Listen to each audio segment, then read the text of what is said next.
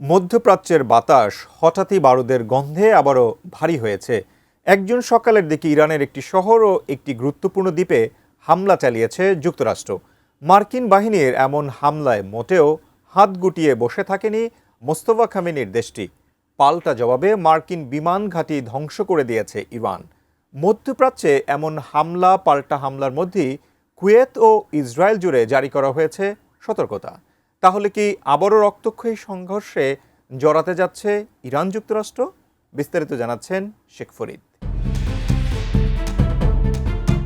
ইরানের গরুক শহর ও ক্যাশম দ্বীপে অবস্থিত দেশটির রাডার ও ড্রোন সাইটগুলোতে হামলা চালিয়েছে যুক্তরাষ্ট্র।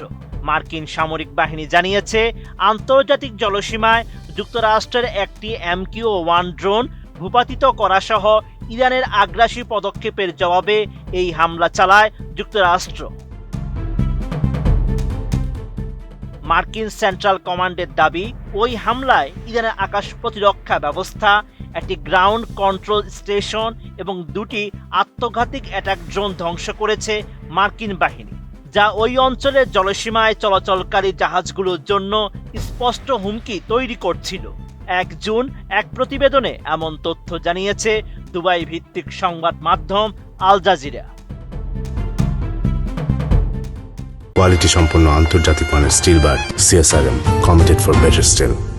যুক্তরাষ্ট্রের এমন হামলার পাল্টা জবাব দিতে দেরি করেনি মোস্তফা খামেনির বাহিনী।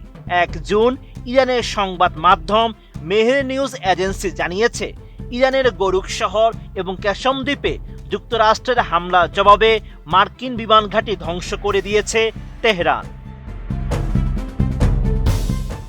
ইরানের সাহসী সেনা IRGC দাবি করেছে, যুক্তরাষ্ট্রের ব্যবহৃত একটি বিমান ঘাঁটি ধ্বংস করে দিয়েছে ইরান, যা দক্ষিণ হরমুজগান প্রদেশের সিরিক দ্বীপে অবস্থিত একটি টেলিযোগাযোগ টাওয়ারে হামলার জন্য ব্যবহার করা হয়েছিল। তবে IRGC এই ঘাঁটির সুনির্দিষ্ট অবস্থান উল্লেখ করেনি। মধ্যপ্রাচ্যে এমন পাল্টা হামলার মধ্যেই কুয়েতে আকাশ প্রতিরক্ষা ব্যবস্থা সক্রিয় করা হয় এবং পুরো দেশ জুড়ে সাইরেন বেজে ওঠে। কুয়েতি সশস্ত্র বাহিনী জানায়, বর্তমানে তারা শত্রুর ক্ষেপণাস্ত্র ও ড্রোন আক্রমণ মোকাবেলা করছে। একই সময়ে ইসরায়েলের উত্তরাঞ্চলেও সতর্কতা জারি করা হয়। দেশটির সংবাদ মাধ্যম জানায়, পশ্চিম গ্যালিলি, কিরিয়াত শমনা ও আশপাশের এলাকায় বিমান হামলার সতর্ক সাইরেন বেজে ওঠে। বিশ্লেষকদের মতে, একাধিক অঞ্চলে একসঙ্গে সতর্কতা ও পাল্টাপাল্টি হামলার দাবি মধ্যপ্রাচ্যে চলমান উত্তেজনাকে আরও তীব্র করে তুলেছে।